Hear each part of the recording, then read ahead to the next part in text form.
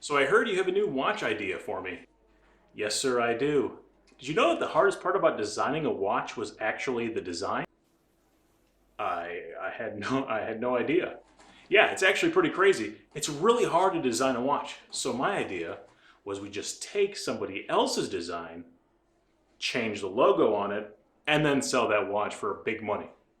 People are gonna buy that? Oh yeah, people do it all the time. People make knockoff luxury bags, people make knockoff movies, knockoff video games, hell, even knockoff cars. So why don't we just do the same for watches?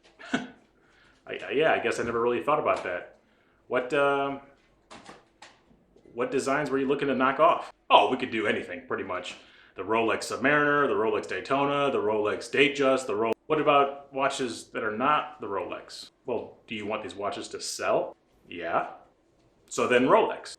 Well, you do bring up a good point, but how are we going to avoid these legal issues? Oh, it's really simple. All we got to do is remove the Rolex crown and just input our logo right there. That's it. That is it. And people are going to buy this? Well, yeah, of course. Why wouldn't they? They love the design. They just can't afford the real thing. Those are all really good points. But won't people just call these replicas? That's the brilliant part. Because we changed the logo, it's not really a replica. It's an homage. An homage? An homage. But that's not what homage means. It doesn't matter. That's the beauty of it. They're just going to go with it. Hey, you know people better than I do, so what do you think the company name should be? I was thinking Pagani Designs. Pagani?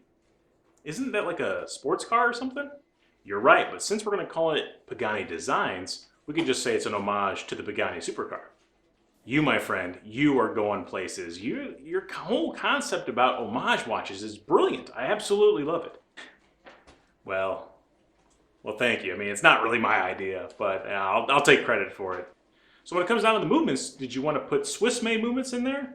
Absolutely not, sir. We're going to put the cheapest automatic movements in these watches. That way we can maximize profits. Oh, okay, yeah. We could put the cheapest stuff in there. It's not going to be an issue. Well, that's everything on my end. It's going to come down to you and your marketing team. Do you think it's going to be easy to sell all these watches? Oh, it's going to be super easy. Barely. Oh! No. There's a guy that does that already. See, this is an homage YouTube video of that guy's stuff. Oh, you're right. I love that guy. He makes great content. See? That's why we have to make our watches just like Rolex. All right, enough talk. Let's start printing some money.